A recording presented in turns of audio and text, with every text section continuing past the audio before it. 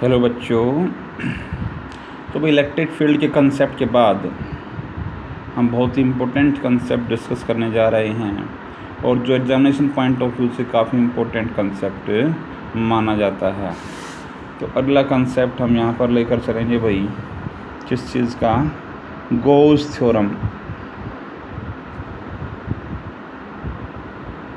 Gauss theorem.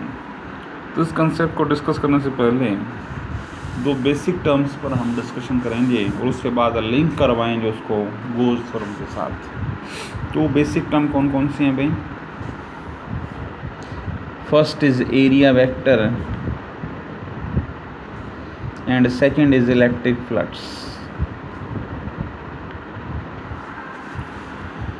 Area vector क्या चीज़ है और इलेक्ट्रिक फ्लक्स क्या चीज़ है, इन कंसेप्टों को समझने के बाद फिर हम बढ़ेंगे किसकी तरफ, गॉस थ्योरम की तरफ। तो भाई एरिया की अगर हम बात करते हैं तो आपने मैथमेटिक्स में कई ज्योमेट्रिकल शेप्स का एरिया निकालना सीखा होगा, जिसमें area of sphere side sphere के रूप में लेकर चलते हैं, area of rectangle length into breadth लेकर चलते हैं, area of circle pi r square लेकर चलते हैं।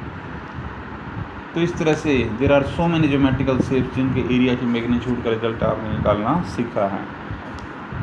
अब बात आती है भाई डायरेक्शन की। तो एरिया को जब हम वेक्टर फॉर्म में लेकर चलते हैं तो उसकी डायरेक्शन उस सरफेस एरिया के परपेंडिकुलर डायरेक्शन में ली जाएगी। मान लीजिए ये कोई सरफेस एरिया आप लेकर चल रहे हैं,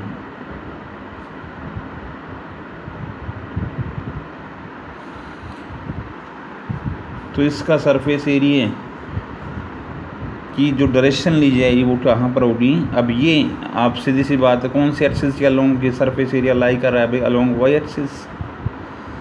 तो इसके परपेंडिकुलर डायरेक्शन में ये जो डायरेक्शन होगी ये इस सरफेस एरिया की क्या ली जाएगी भाई, डायरेक्शन ली जाएगी, या इस एरिया वेक्टर की डायरेक्शन यहाँ पर रिप्रेजेंट होगी, जो कि इस सरफेस एरिया के किस डायरेक्शन में होगी, परपेंडिकुलर डायरेक्शन में ली जाएगी। जैसे मान लीजिए ये कोई नोटबुक है, ये हम यहाँ पर इस डायरेक्शन में रख कर चल रहे हैं, तो अब ये कौन सी एक्सिस के अलोंग हम ले रखिए भाई, वाई एक्सिस के अलोंग। तो इसके परपेंडिकुलर डायरेक्शन में चाहे इस साइड में हम ये पेन रख कर चलें, चाहे इस साइड में हम पेन रख कर चलें, तो वो जो परपेंडिकुलर डायरेक्शन में यहाँ पर जो डायरेक्शन ली जाएगी वो कौन सी होगी, इसकी एरिया वेक्टर की डायरेक्शन होगी। अब आउटवर्ड डायरेक्शन में अब एक डायरेक्शन देखो इस साइड में आ रही है इसके परपेंडिकुलर, एक डायरेक्शन इसके इस साइड में आ रही है, तो कौन सी डायरेक्शन इसमें काउंट होगी, जो आउटवर्ड डायरेक्शन में जो ली जाएगी। वो इस साइड वाली डायरेक्शन तो कौन सी हो गई, इनवर्ड हो गई।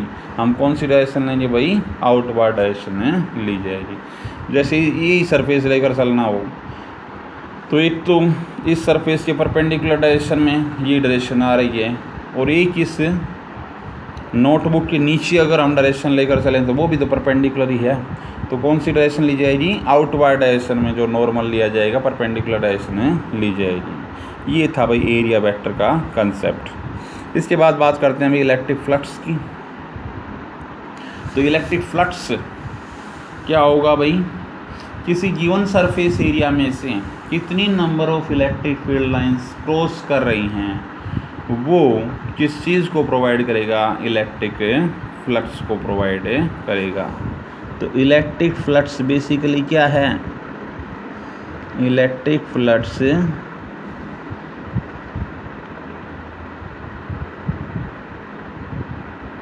in a given area is the number of electric field lines, number of electric field lines crossing that area।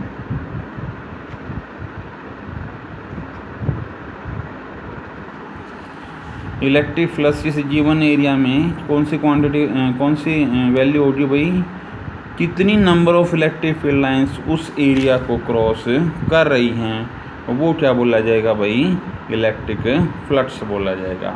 मान लीजिए इसी फिगर में आपसे इलेक्ट्रिक फ्लक्स पूछा जाए तो कितनी फील्ड लाइंस जो हैं यहाँ पर, ये मान लीजिए ये तो यहाँ पर हमने क्या ले रखा था, इसका नॉर्मल कंपोनेंट सरफेस एरिया का। अब यही डायरेक्शन मान लीजिए इलेक्ट्रिक फील्ड लाइंस की दिखा रखी हो, तो यहाँ पर नंबर ऑफ फील्ड लाइंस कितनी है भाई, 4 हैं, तो यहाँ पर प्लस कितना हो जाएगा 4। तो ये तो बेसिक कंसेप्ट हुआ भाई। अब मैथमेटिकली किस तरह से फ्लक्स की वैल्यू को हम निकालेंगे वो कंसेप्ट देखिए भाई। तो इसके लिए मान लीजिए हमने वही केस यहाँ पर लेकर चलते हैं। गिवन एरिया यहाँ पर आपको दिया हुआ है और इसमें से मान लीजिए हमने स्मॉल सरफेस एरिया सेलेक्ट कर दिया। ये अगर इस पूरे सरफेस एरिया को आप एस से रिप्रेजेंट कर रहे हों तो ये स्मॉल सरफेस एरिया ds से रिप्रेजेंट किया जा सकता है भाई। तो इसका जो नॉर्मल कंपोनेंट होगा वो हमारा यही तो होगा। ये सरफेस एरिया था, इसका नॉर्मल कंपोनेंट हमारे पास है ये हो गया, ठीक है। तो यहाँ पर इसके नॉर्मल कंपोनेंट को मान लीजिए n कैप से रिप्रेजेंट करवाते हैं। तो ये देखिए, अब इलेक्ट्रिक फील्ड लाइंस आपको बताया था कि भाई वो number of field lines, electric flux आपको बताया था number of field lines crossing A given area. अब इसमें से मान लीजिए ये तो इसका नॉर्मल कंपोनेंट हो गया और इसी लाइन के अलोंग आपका क्या हो, इलेक्ट्रिक फील्ड लाइन दिखा रखी हो। तो अब बताइए सरफेस एरिया की नॉर्मल कंपोनेंट और इलेक्ट्रिक फील्ड के बीच में एंगल क्या हो गया, जब दो वेक्टर यहाँ पर लाई कर रहे हैं और दोनों एक ही लाइन पर लाई कर रहे हैं, सेम डायरेक्शन में लाई कर रहे हैं, तो उनके बीच का एंगल बताइए 0 डिग्री हो जाएगा नहीं हो जाएगा। तो यहाँ पर जो इलेक्ट्रिक फ्लक्स है, अगर स्मॉल सरफेस एरिया है तो इलेक्ट्रिक फ्लक्स को भी स्मॉल वैल्यू से रिप्रेजेंट करेंगे। जनरली फ्लक्स को फाई से रिप्रेजेंट किया जाता है, यहाँ स्मॉल वैल्यू को डी फाई से रिप्रेजेंट करेंगे और ये डी फाई आ जाएगा भाई ई डॉट डी एस। ई और इलेक्ट्रिक फील्ड और सरफेस एरिया की डॉट प्रोडक्ट आ जाएगी। आपने +1 में डॉट प्रोडक्ट का कंसेप्ट पढ़ा था और मैथमेटिक्स में तो +2 में भी आपने पढ़ा होगा। तो यहाँ पर अगर स्मॉल वैल्यू फ्लक्स ये है तो कंप्लीट वैल्यू निकालने के लिए हम क्या करते हैं, मेथड ऑफ इंटीग्रेशन। तो डी फाई का इंटीग्रेशन तो फाई हो जाएगा और ये ओवर द सरफेस एस, तो ये आ जाएगा भाई E D S cos of theta. A dot B का कंसेप्ट आपने पढ़ा है। ए डॉट बी का कंसेप्ट क्या होता है, ए की मैग्नीट्यूड बी की magnitude and cos of angle between them. तो यहाँ पर इलेक्ट्रिक फील्ड की मैग्नीट्यूड, सरफेस एरिया की magnitude and theta is the angle between electric field and the normal component of surface area. Surface area की direction तो यहाँ पर क्या थी, अलोंग वाई एक्सिस, लेकिन इसके नॉर्मल कंपोनेंट की डायरेक्शन क्या थी, परपेंडिकुलर कंपोनेंट की डायरेक्शन क्या थी, अलोंग एक्स एक्सिस। तो इसके परपेंडिकुलर कंपोनेंट और इलेक्ट्रिक फील्ड के बीच का एंगल काउंट होगा उसकी कोसाइन वैल्यू। तो यहाँ पर आपको बताया था दोनों एक ही लाइन पर लाई कर रहे हैं, तो यहाँ पर इस सिचुएशन में थीटा कितना हो जाएगा भाई 0 और यहाँ पर क्या लग जाएगा भाई, इंटीग्रल लग जाएगा ओवर द सरफेस एस। तो ये कंसेप्ट हो गया भाई किस चीज़ का, इलेक्ट्रिक फ्लक्स का। अब इलेक्ट्रिक फ्लक्स को हम रिलेट करवाएंगे किसके साथ हैं, गोज थ्योरम के साथ। तो गोज थ्योरम क्या कहती है, एग्जामिनेशन पॉइंट ऑफ व्यू से काफ़ी इंपॉर्टेंट कंसेप्ट है भाई। तो गोज थ्योरम क्या कहते हैं भाई, कि surface integral of electric field, surface integral, surface integral of electric field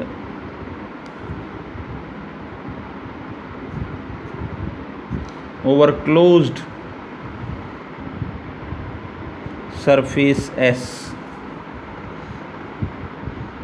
ये कह लें, या total electric flux, total electric flux.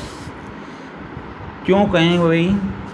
Surface integral of electric field का surface integral means E dot ds का हो, या फिर वो क्या था, d फाई तो था, फ्लक्स ही तो था, या फिर total electric flux over a closed surface S is equal to 1/ε0 times the total charge enclosing the surface। उस सरफेस को जो कवर कर रहा है, जितना भी चार्ज है, जितना भी सरफेस एरिया हम लेकर चल रहे हैं, उस सरफेस एरिया के अंदर जितना भी चार्ज लाई कर रहा है, उस चार्ज, टोटल चार्ज का कितना होगा, 1/ε0 टाइम्स होगा क्या, टोटल इलेक्ट्रिक फ्लक्स। तो ये तो इसकी स्टेटमेंट होगी भी। अब इसको मैथमेटिकली हम प्रूव करेंगे कि ये वैल्यू कैसे ली जाती है। तो मान लीजिए भाई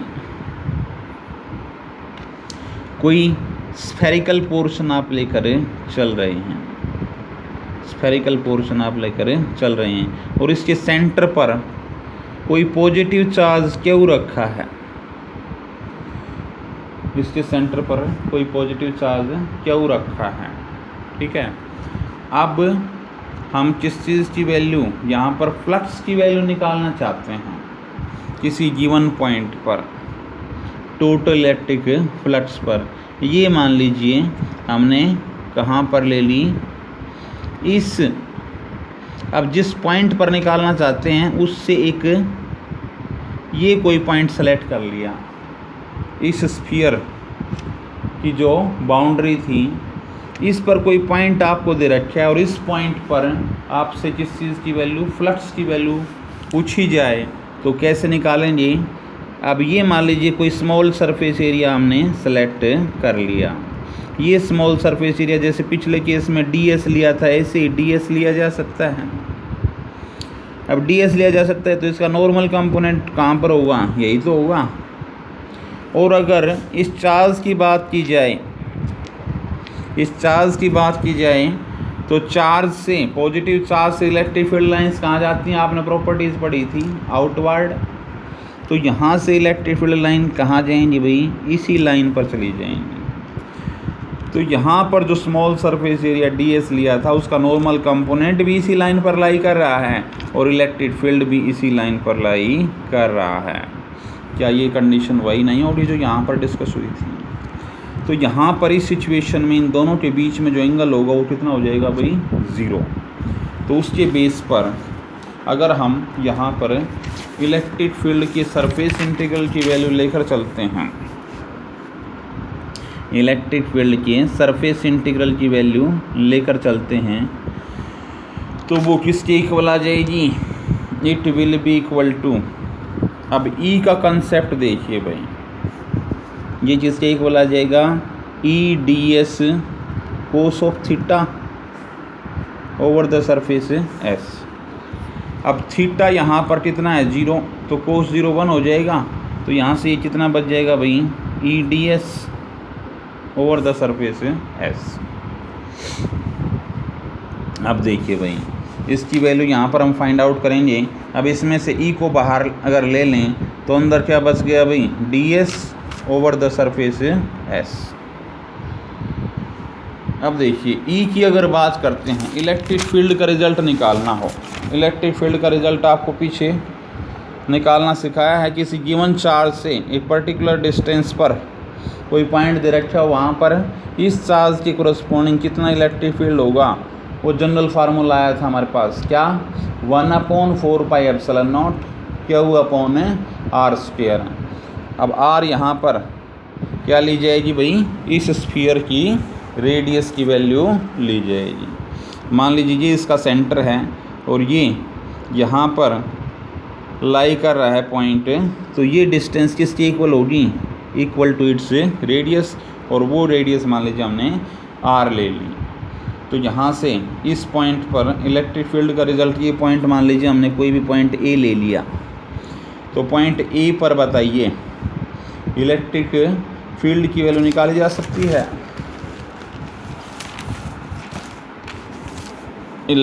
at point A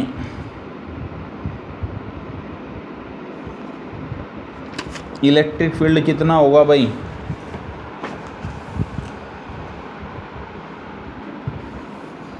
eight point A electric field कितना होगा, it will be 1/4 pi epsilon naught Q/r²। और साथ में यहाँ पर अगर वेक्टर फॉर्म में ले रहे हैं तो मैग्नीट्यूड फॉर्म में तो यही रिजल्ट आ जाएगा। तो भाई E की वैल्यू आपके पास आ गई। अब ये E की वैल्यू यहाँ पर रख दीजिए, तो यहाँ पर रखेंगे तो E dot ds over the surface S, ये वैल्यू बताइए E की जगह पर जब आप ये वैल्यू रखेंगे तो 1/4 पाई एप्सिलॉन नॉट Q/r²। और साथ में ds की इंटीग्रल वैल्यू का क्या मतलब है, ds ये स्मॉल सरफेस एरिया लेकर चले थे। ऐसे ही अगर पूरे स्फीयर का सरफेस एरिया कवर करना हो, पूरा एरिया कवर करना हो, तो इस स्फीयर का सरफेस एरिया ही तो होगा। और वो फार्मूला आपने मैथमेटिक्स में पढ़ रखा है, सरफेस एरिया ऑफ स्फीयर, वो किसके इक्वल होता है भाई, 4 पाई r²। तो देखिए 4 पाई से 4 पाई कैंसिल, r² से r² कैंसिल। तो बताइए ये वैल्यू Q/ε0 आ गई, नहीं आ गई। और यही तो रिक्वायर्ड रिजल्ट प्रूव करना था हमने। Surface integral of electric field is equal to 1/ε0 time total charge enclose in the surface.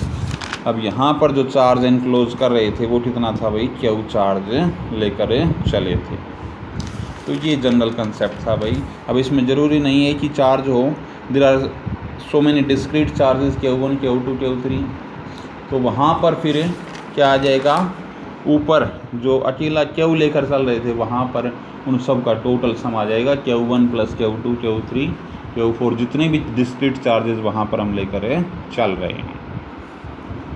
तो ये कंसेप्ट था भाई, बहुत ही इम्पोर्टेंट कंसेप्ट गोज थ्योरम का।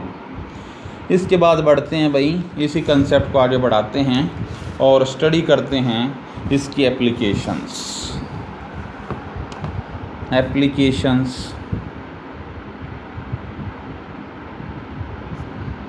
Of goes theorem.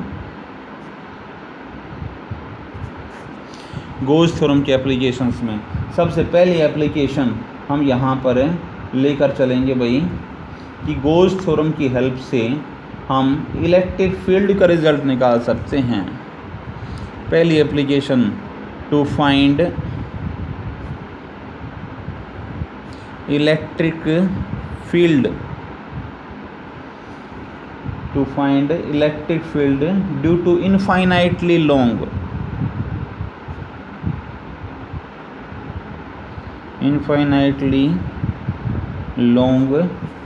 Straight wire.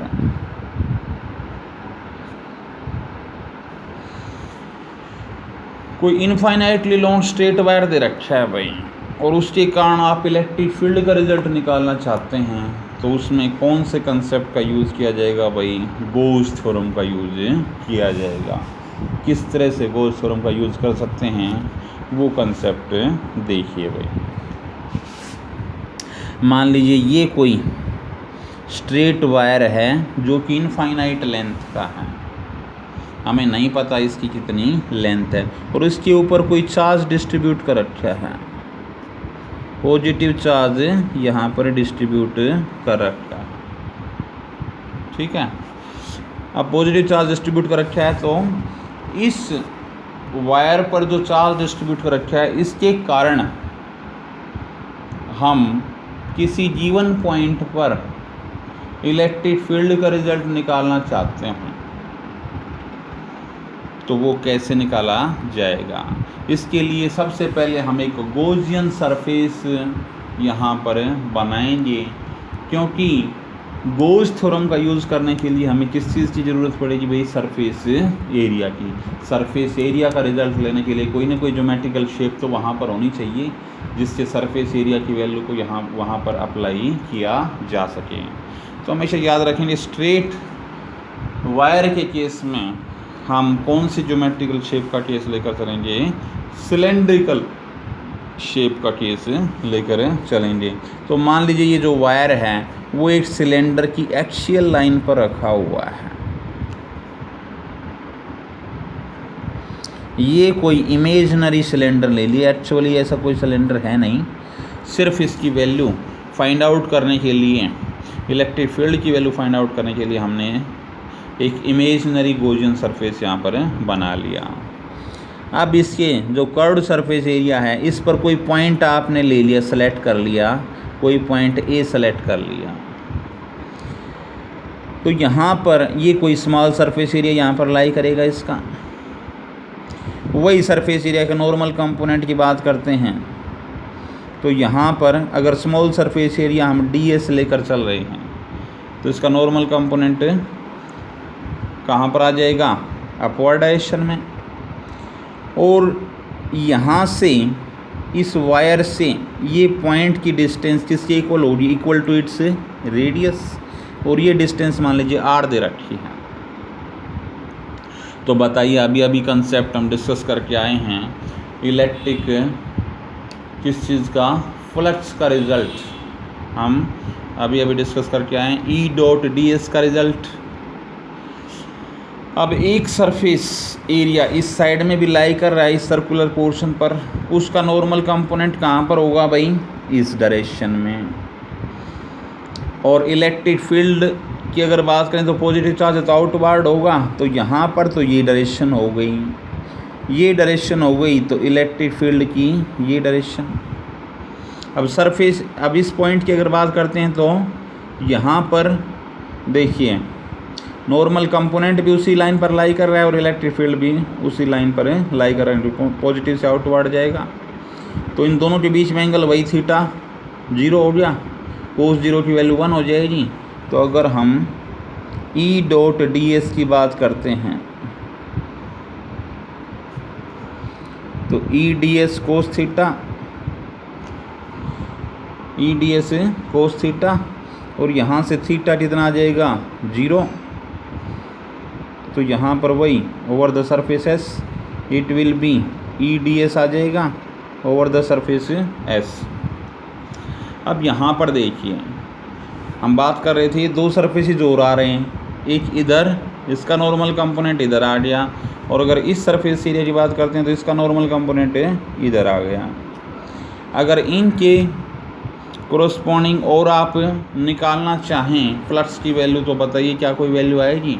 अब ये देखिए नॉर्मल कंपोनेंट ये है सरफेस एरिया का परपेंडिकुलर कंपोनेंट, इलेक्ट्रिक फील्ड ये है, दोनों के बीच में एंगल कितना बन गया भाई? 90, और कोस 90 की वैल्यू क्या होती है? 0, इसलिए इसके कारण रिजल्ट 0। इसी तरह से ये इलेक्ट्रिक फील्ड अपवर्ड डायरेक्शन में, ये नॉर्मल कंपोनेंट एंगल कितना बन गया? 90, कोस 90 की वैल्यू 0। तो इन दोनों कंपोनेंट्स के कारण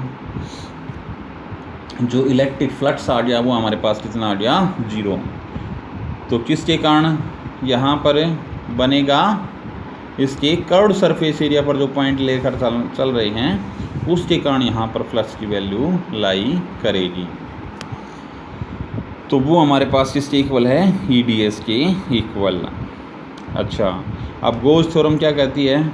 अब वही E को बाहर निकाल लेंगे और ds में अगर ds over the surface S इसके इंटीग्रल की बात की जाए तो curved surface area of cylinder का फार्मूला आपने पढ़ा हुआ है। अगर ये लेंथ, इसकी लेंथ ऑफ सिलेंडर अगर L लेकर चल रहे हों तो बताइए यहाँ पर ये E इंटू 2πr/h का फार्मूला आपने पढ़ा है, यहाँ पर S की जगह पर L आ जाएगा 2πr/L। और गॉस थ्योरम तो क्या कहती है तो ई डॉट डी एस की value surface integral of electric field किसके इक्वल होता है 1/ε0 टाइम्स चार्ज। तो ई इंटू 2πRL किसके इक्वल होगा Q/ε0। मान लीजिए जो चार्ज डिस्ट्रीब्यूटेड था वो कितना था Q था, तो Q/ε0। अब यहाँ पर क्योंकि ये लीनियर चार्ज डिस्ट्रीब्यूशन है तो यहाँ पर क्या होगा, एक लीनियर चार्ज डेंसिटी का कंसेप्ट आपने पढ़ा हुआ है, उसके बेस पर Q को एक्सप्रेस किया जा सकता है किसके इक्वल है लैम्डा इंटू एल के, और नीचे क्या आ जाएगा ε0।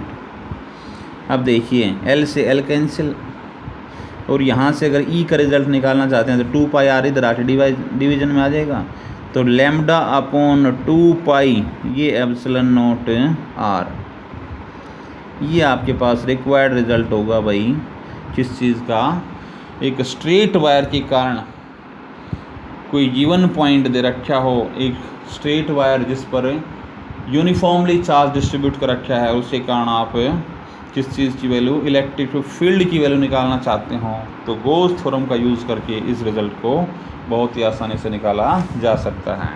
उसके बाद दूसरी एप्लीकेशन हम स्फेरिकल सेल की लेकर चलेंगे।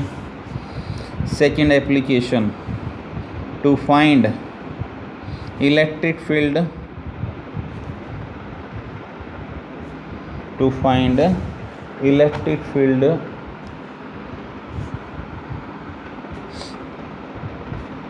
Due to a uniformly charged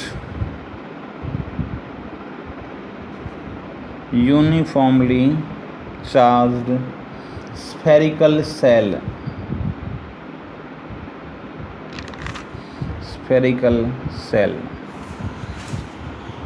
कोई यूनिफॉर्मली चार्ज स्फेरिकल सेल है, ये मान लीजिए कोई स्फेरिकल सेल है और ये अंदर से क्या होगी भाई होलो होगी, तो यहाँ पर इसके ऊपर कोई चार्ज डिस्ट्रीब्यूट कर रखा है, ठीक है, और उसके कारण हम इलेक्ट्रिक फील्ड का रिजल्ट निकालना चाहते हैं किसी गिवन पॉइंट पर है, तो वो किस तरह से निकाला जाएगा। तो भाई यहाँ पर एक इम्पोर्टेंट पॉइंट इस कंसेप्ट में आपने याद रखना है कि जो इसके सरफेस पर चार्ज डिस्ट्रीब्यूट कर रखा है उसको ये सपोज किया जाएगा कि वो कहाँ पर कंसंट्रेटेड है, इसके सेंटर पर कंसंट्रेटेड है।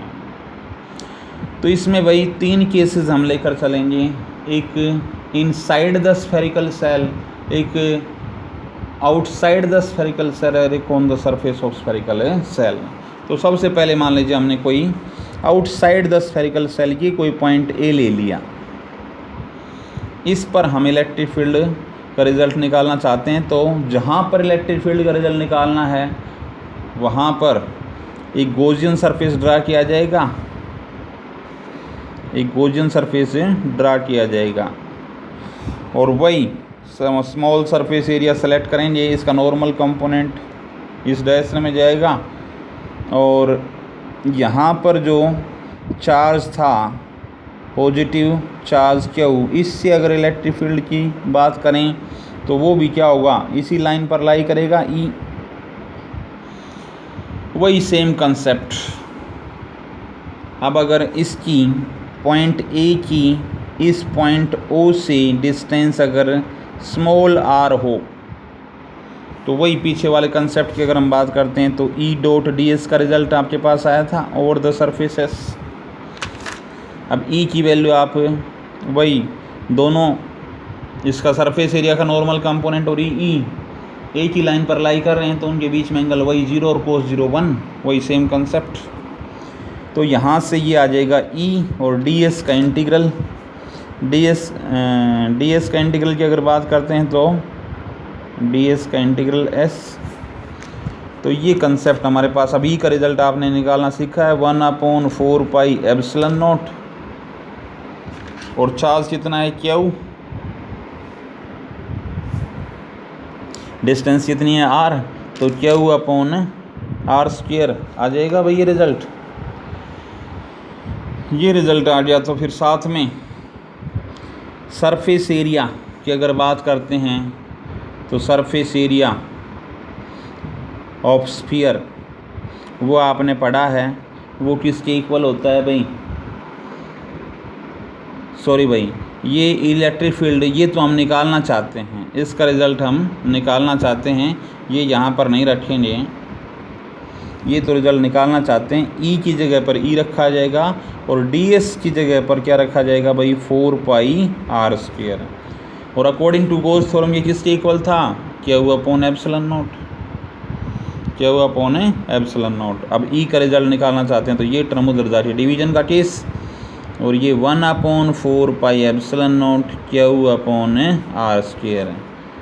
तो क्या ये वही कंसेप्ट नहीं आ गया जो जनरल कंसेप्ट हमने गोस थ्योरम को जब स्टार्टिंग की थी, वहाँ पर जो इलेक्ट्रिक फील्ड का रिज़ल्ट या एक पॉइंट चार्ज के कंसर्न हम लेकर चलते हैं, वो जो रिज़ल्ट आता है इलेक्ट्रिक फील्ड का, वही रिज़ल्ट यहाँ पर हमारा आ जाएगा। अब ये तो हो गया आउटसाइड। ऑन द सरफेस अगर पूछा जाए, इसके सरफेस पर कोई पॉइंट बी ले लिया और इस पॉइंट बी पर आपसे पूछा जाए इलेक्ट्रिक फील्ड, तो कहाँ पर चेंज आ जाएगा? जो स्मॉल आर लेकर चल रहे थे वो डिस्टेंस अगर मान लीजिए इस स्फेरिकल सेल की कैपिटल आर से चेंज करते हैं, तो यहाँ से ई की वैल्यू किसके इक्वल हो जाएगी? 1/4 पाई एप्सिलॉन नॉट। चार्ज में कोई चेंज नहीं, डिस्टेंस चेंज हो जाएगी, क्या हुआ अपॉन आर स्क्वायर। इसके बाद एक तीसरा केस रह गया भाई इनसाइड। इनसाइड में आप याद रखेंगे, inside a spherical shell, inside a spherical shell charge की वैल्यू क्या होती है? 0। किसी भी स्फेरिकल सेल के अंदर, क्योंकि होलो होती है अंदर से, होलो होगी, तो वहाँ पर चार्ज की वैल्यू हम कितने लेकर चलेंगे? 0। क्यू की वैल्यू 0 ली जाएगी और चार्ज 0 हो गया तो अब ई D S over the surface S ये किसके इक्वल था? Q upon epsilon not means 0 upon epsilon not, तो ये वैल्यू कितनी आ जाएगी? 0। उसके बेस पर इलेक्ट्रिक फील्ड की वैल्यू क्या आ जाएगी भाई? 0। तो भाई ये केस हो गया आपका किस चीज़ का? स्फेरिकल सेल का। तो ये दो एप्लीकेशंस हमने यहाँ पर स्टडी की गोस थ्योरम पर बेस्ड। इसके बाद अगली एप्लीकेशन की अगर हम बात करते हैं, तो अगली एप्लीकेशन हमारे पास आती है electric field due to uniformly charged, electric field due to uniformly charged plane sheet